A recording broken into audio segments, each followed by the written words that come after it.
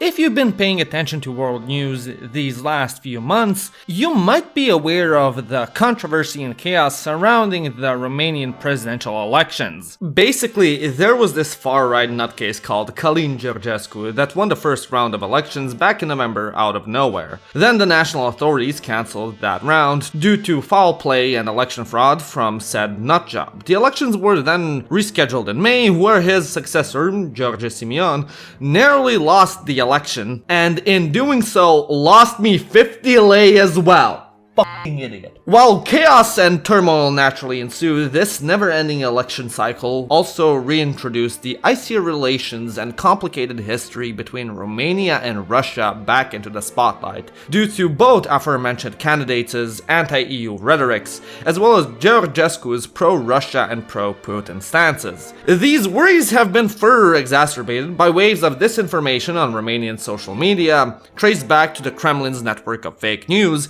as well as accusations of Russian meddling through hybrid or direct cyber attacks, which wouldn't be their first rodeo. Like most other Eastern Europeans, Romanians also have a historic, almost instinctive disdain towards Russia, caused by territorial disputes, battles for self-determination, and broken agreements and promises. So, sit back, relax and get comfy, as I present to you the troubled history of conflicts between Romania and Russia, and why the two countries hate each other.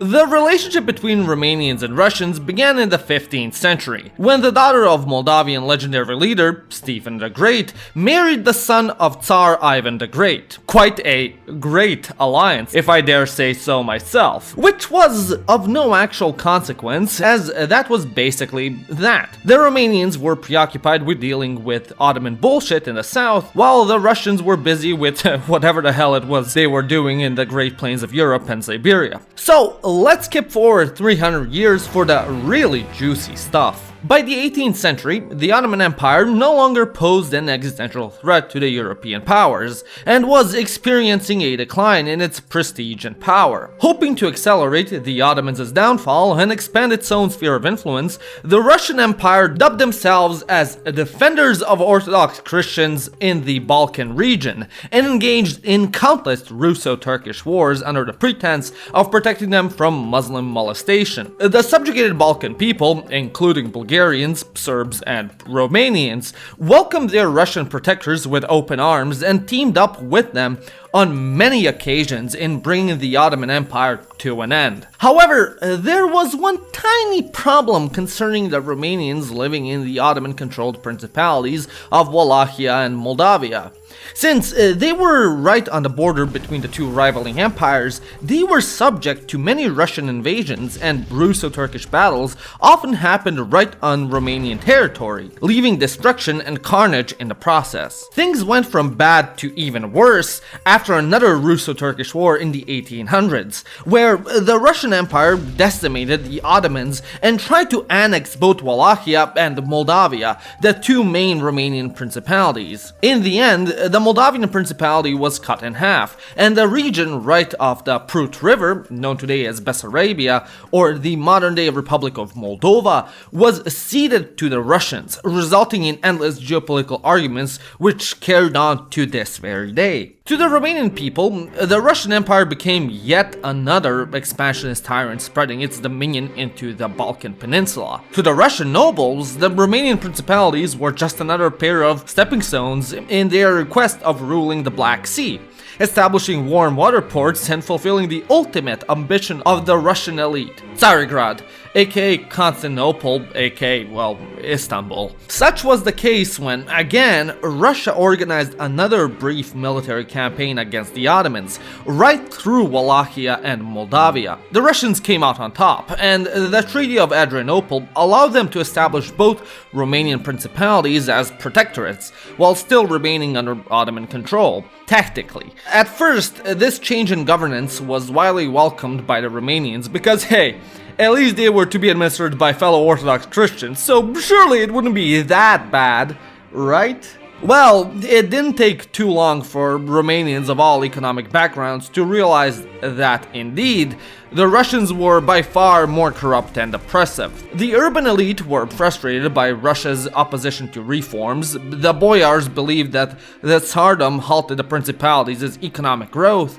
and the peasants suffered because, they were peasants, and of course they did. Feeling actively suppressed by larger empires in their own home, young Romanian scholars and intellectuals moved westwards to complete their studies. Inspired by the burgeoning revolutionary movements across Europe, particularly the liberal ideals emanating from France, Romanian intellectuals sought to ignite a similar spark within their own principalities in 1848. Returning from their studies, they disseminated the principalities of enlightenment and liberalism, advocating for unitary national awakening and social reform. Revolutions erupted in Wallachia, Moldova, and Transylvania, with the aim of achieving unification and liberation from foreign domination. However, these aspirations were swiftly met with forceful intervention. The Ottoman Empire, perceiving a threat to its regional influence, and the Russian Empire, wary of the spread of revolutionary sentiment, joined forces to fight their common enemy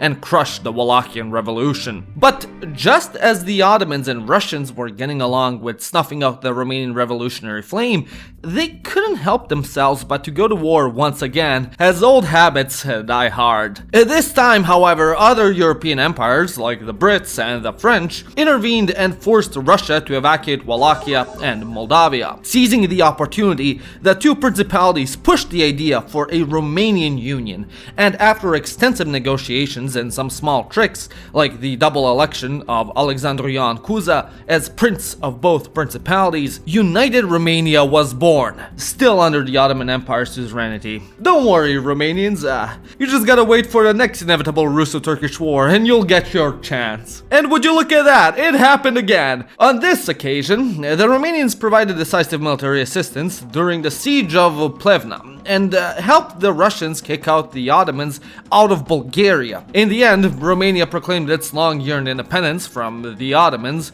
but not without the Russians protesting this decision and threatening to occupy Bucharest.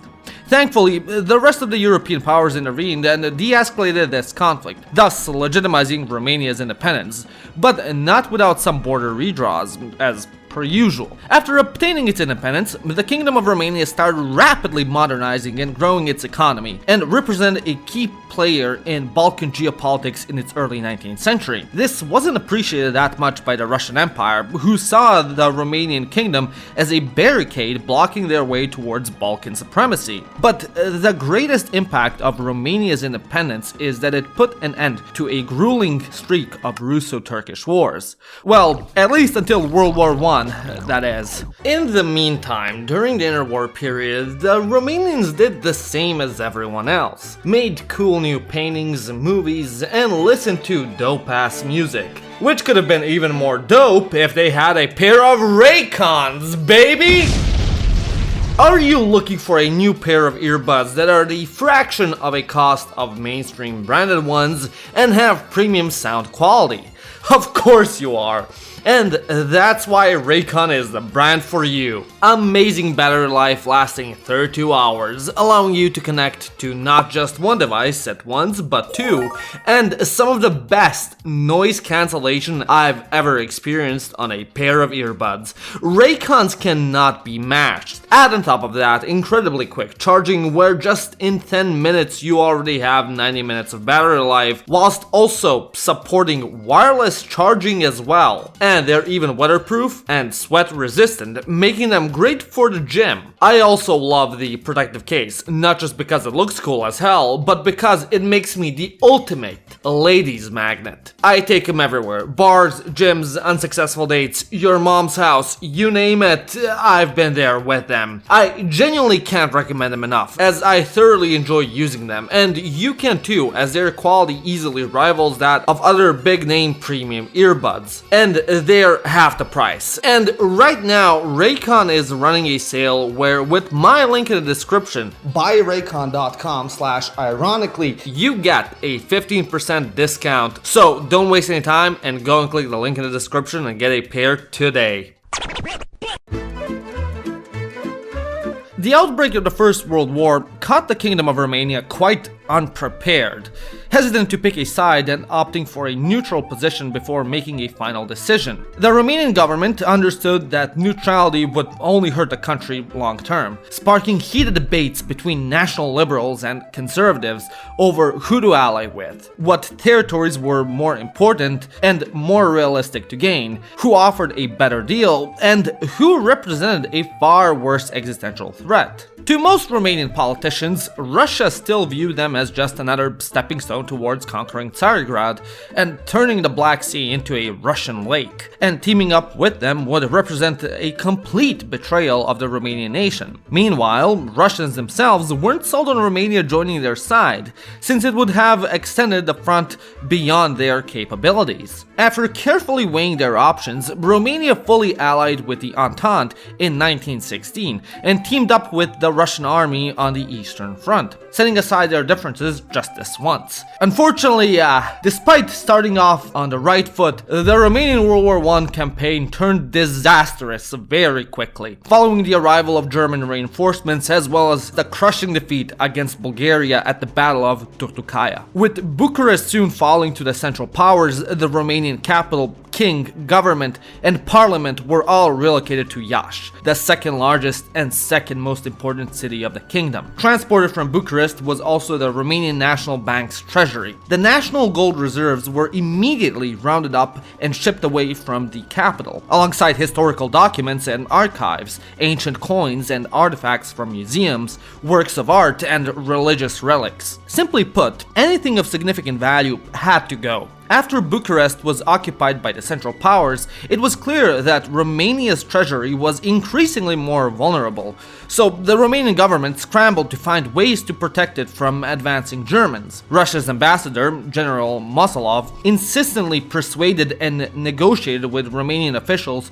to send the country's gold reserves to Russia, doing whatever it took to ensure the treasure's safekeeping and integrity. Romanian politicians refused his requests at first and tried to look for other measures to secure the treasury, but since it was too risky and dangerous to transfer it to other allies, they had no choice but to entrust the Russian Empire with its security. For the time being at least. Many treaties, commitments, and protocols were signed in order to guarantee the integrity of the treasury contents during the transportation and depositing process into the Kremlin, as well as its regular inventory and complete return of the Romanian bank when requested. Over the course of many months and shipping cycles, circa 93.4 tons of gold, alongside other valuable artifacts, historical documents, art pieces, royal jewelries, and other prized possessions, were carefully carried and transported by train and meticulously maintained in the Kremlin's coffers and catacombs. But alas, after hard battles and legendary defenses, the Romanian army ultimately surrendered to the Central Powers, and the kingdom declared its withdrawal from the World War. Although the following treaties and pacts imposed harsh terms and territorial losses, at least the Romanian government could sleep soundly in their beds, knowing that the country's precious treasury was well kept and in safe hands. Right? Well, apparently Russia also found itself in a bit of a pickle at that time, as chaos of the Russian Revolution and subsequent civil war engulfed the former empire. The Bolsheviks viewed deposited Romanian treasury as a convenient asset. With the breakdown of established order, they disregarded any prior agreements, effectively confiscating the vast wealth previously entrusted to the defunct Russian Empire. Simultaneously, their ambitions extended beyond mere financial gain, reaching towards the destabilization of Romania itself. In neighboring Moldova, the Bolsheviks sought to establish a Soviet-aligned government, engaging in efforts to purge perceived pro-Romanian separatists and oligarchs. This was not just a regional maneuver. The Bolshevik forces, emboldened by their revolutionary zeal and the support of the German Kaiser, harbored plans to extend their regime into Romania proper, with the ultimate goal of arresting and overthrowing King Ferdinand I. These aggressive actions, coupled with the treasury seizure, shattered any semblance of the already strained wartime alliance between Romania and Russia, turning them from reluctant allies to bitter enemies. In 1918, Romania joined the Allies in their intervention in the Russian Civil War, invading Bessarabia at the request of the newly declared Moldavian Democratic Republic and its National Council, Sfatul Țării. So, for a short time during World War I, Romania fought both the Central Powers and the Russian Bolsheviks on all possible fronts.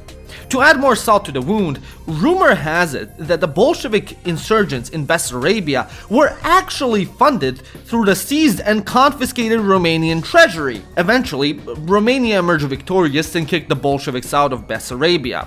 And while Romania lost its precious treasure to them, it also gained much more than they expected. For their aid, bravery, resilience, and elite cheese tactics, they earned a seat at the table of victors of World War I and were rewarded with every single territorial claim they wished for. Transylvania, Bukovina, Banat, you want it? It's yours, my friend! Following the end of World War I, the conclusion of the Russian Civil War, as well as some small Russian incursions in Bessarabia, the relationship between Romania and the newly formed Soviet Union during the interwar period was marked by deep-seated distrust and hostility. The lingering wound of the confiscated Romanian treasury seized by the Bolsheviks during the Russian Revolution remained a constant source of bitterness and resentment. And although the Soviets did return a couple of artifacts from the seized treasury, the status of the immensely valuable 93 tons of Romanian gold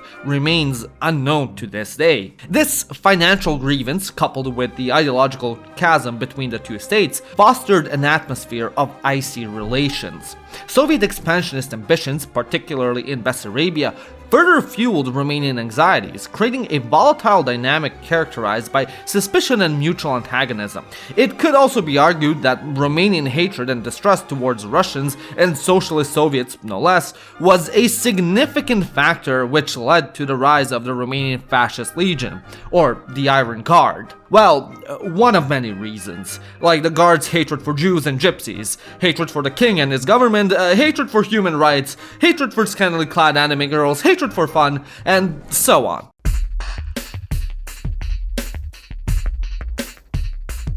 The Iron Guard's frequent political assassinations and acts of terrorism brought total chaos in Romania in the 1930s, so much so that when the Soviets and the Nazis met to decide how they're gonna carve up Eastern Europe, and when a Second World War erupted following the enactment of said agreement on Polish territory, Romania, once more, decided to stay neutral until it could get its shit together. Naturally, countries like Hungary, Bulgaria, and the Soviet Union exploited Romania's neutrality and lack of support to invade it and take chunks of its land. This created the perfect storm for General Ion Antonescu to gain absolute power over the country, joining the Axis and the German Reich in attacking and invading the Soviet Union. In fact, joining the attack is quite the understatement, as Romania's rich oil supplies and massive amounts of troops and military equipment made it Germany's most valuable ally during the Soviet invasion. Antonescu effectively galvanized Romania's hatred for the Russians, their annexation of Bessarabia, their filthy communist ideology, and their sheltering of Jews to fully commit the country's war economy to the noble cause of destroying the Soviet Union once and for all. However, as it often happens when someone tries to invade Russia, the Axis ran out of luck and were decisively repelled. With the Soviet Union having entered Romanian territory on August 23, 1944, Romanian King Michael I staged a coup d'etat to depose and arrest General Ion Antonescu. Romania broke its alliance with Nazi Germany, joined the Allied powers, and signed an armistice with the USSR. The day of August 23rd, which became the National Day of the Romanian Socialist Republic, remains controversial and strongly debated to this day. If I speak, I am in big trouble. Primarily due to differing interpretations of the coup's motivations and the subsequent Soviet occupation, which led to decades of communist rule. During the Cold War, Romania was turned yet again into a Russian vassal state, and the Soviet stranglehold over Romania left plenty of fresh scars which cannot be healed so easily. For starters, the northern Bukovina, Herza, and Bujak regions were ceded to the Ukrainian SSR, and Bessarabia was merged with Transnistria to become the Moldovan SSR. In this new Soviet republic, Romanians and Moldavians were subjugated and subjected to ample Sovietization campaigns meant to give them a distinct Moldovan national identity, culture, and language, and alienate them from their Romanian brothers beyond the Prut River. Away from the territories ruled by the USSR, the Soviet occupation of Romania from 1944 to 1958 was a period of profound transformation and hardship, marked by a pervasive military presence and significant economic exploitation. The initial armistice agreement in 1944, followed by the 1947 official peace treaty, solidified the Soviet Union's right to maintain an unconditional military presence in Romania, which at its peak involved approximately 1 million Soviet troops stationed within the country. This massive military presence exerted a considerable influence on every facet of Romanian life, from political decisions to daily interactions. Economically, Romania was subjected to systematic exploitation. The establishment of Sovrams, which were joint Soviet-Romanian companies, became a primary vehicle for this. These companies, which controlled key sectors of the Romanian economy, funneled a disproportionate amount of Romania's resources to the Soviet Union. Statistics indicate that around 90% of Romania's exports were directed towards the USSR, while approximately 50% of its imports originated from there.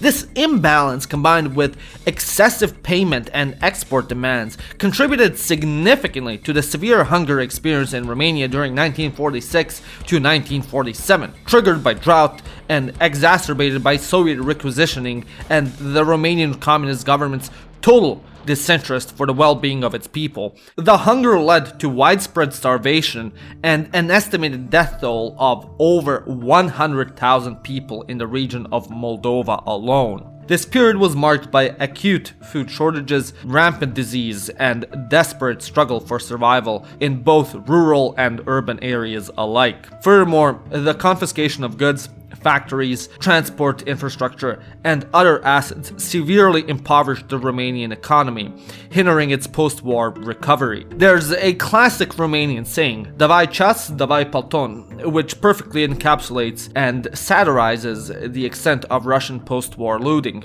with Soviet officers routinely stopping Romanian citizens and confiscating their personal goods, such as watches and coats. The human cost of the occupation was also substantial, even if we exclude the aforementioned famine. The expulsion of the German Saxon minority, in direct violation of the Geneva Convention, was a particularly egregious act. Additionally, widespread reports of theft, rape, abuse, assault, and other heinous crimes committed by Soviet soldiers created a climate of fear and insecurity. These atrocities, combined with the economic hardships, left a lasting scar on Romanian society.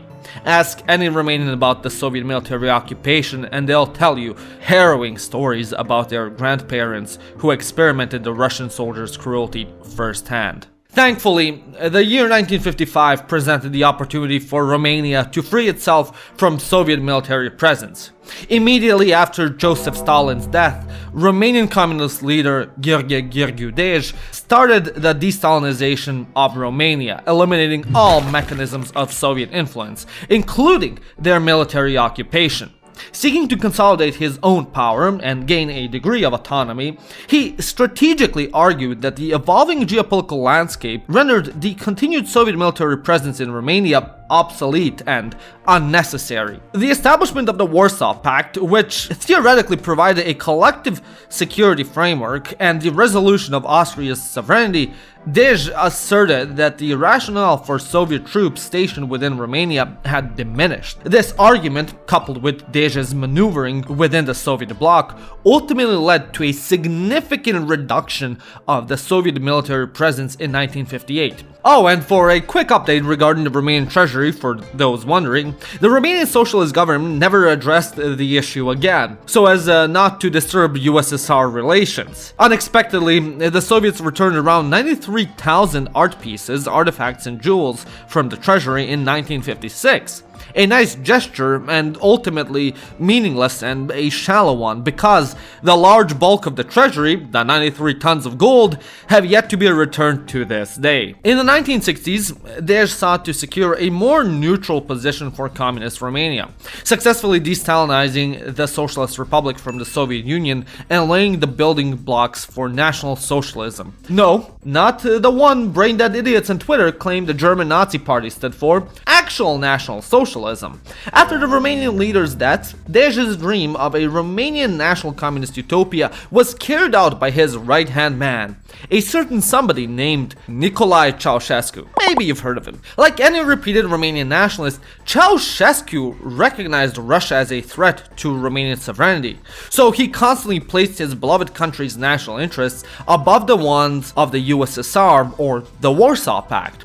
Following his maintaining of diplomatic relations with Israel, his neutrality regarding the Sino-Soviet split, and his condemnation of the invasion of Czechoslovakia, the Romanian soon-to-be dictator drew the ire of Soviet leader Leonid Brezhnev. Romanian-Soviet tensions were so high at one point that yet another Russian invasion seemed imminent. However, relations between Romania and the Soviet Union were eventually restored to some extent, and Ceausescu was free to pursue his dreams of living and dying as the supreme overlord of a starving and impoverished utopia. The fall of communist Romania, the Warsaw Pact, and the USSR, in that order, officially ended the socialist partnership between Romania and Russia, with them going their separate ways. Since then, Romania-Russia relations have had their fair share of ups and downs. On one hand, both countries supported opposing factions during the Transnistria War, with Romania helping the Moldovan army and Russia aiding Transnistrian separatists, and being the only country to recognize the breakaway region's independence. On the other hand, the two countries sometimes found common ground over other disputes, such as the independence of Kosovo, albeit for different reasons. There's also a strong community of Russian Lipovans living in Dobruja, which is well represented and highly respected no matter the turbulent relations between the two countries. Since the death of Nicolae Ceausescu and the fall of communism, Romania has consistently pushed to strengthen its economy by allying itself with the Western European world, eventually joining NATO and the European Union in 2004 and 2007 respectively, and reaping the rewards ever since. Just like their former Warsaw Pact buddies, once their relations with the USSR were over, they quickly ran the other direction. Funny how that works. But while Romania was working hard to join these European alliances, the Russian Federation was also working hard to totally legitimize Romania's lingering Russo-skepticism. Back on their bullshit, it's been invading sovereign nations like Georgia and Ukraine to satisfy its imperial needs, and coercing other countries into accepting shady energy deals, turning them into its economic vassals. Amongst the countries that had been watching Russia's authoritarian antics was Moldova, which after the fall of the USSR immediately began re-embracing its Romanian roots and distancing itself from the ex-Soviet sphere of influence. These ongoing measures of desovietization outraged the Kremlin, which nowadays considers Romania an existential threat to the sovereignty of Moldova, an ex-Soviet republic and brother to the Russian people. When asked by a Russian parliamentary member accusing Romania of pursuit of the annexation of Moldova and reformation of Greater Romania's borders, this is how ex-president of Romania, Traian Băsescu, responded. Domnule parlamentar, că România nu are niciun fel de experiență în anexarea altor state.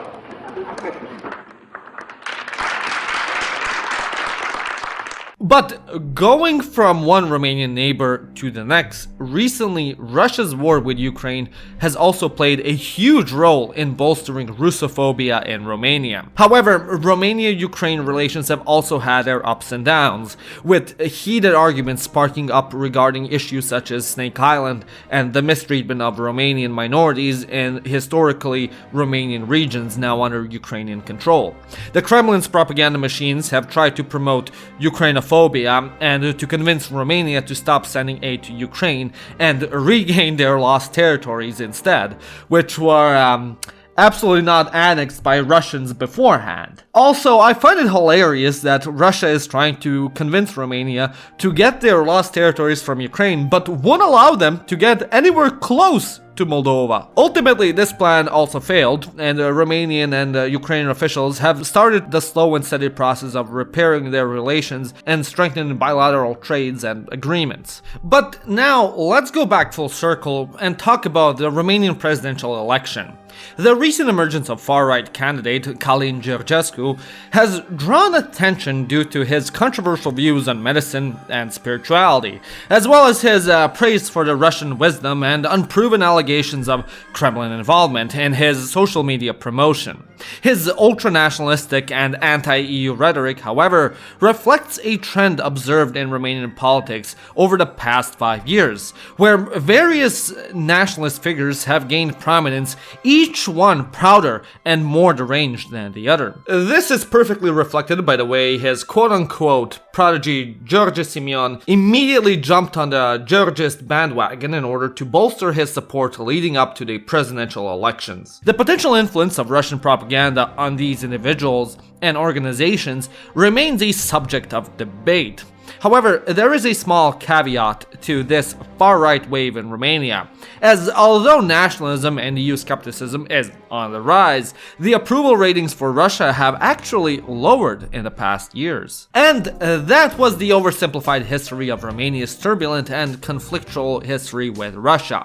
Empires rise and fall, regimes come and go, and the more things change, the more they stay the same. However, no matter the political climate, one irrefutable fact has remained clear for the last 200 years.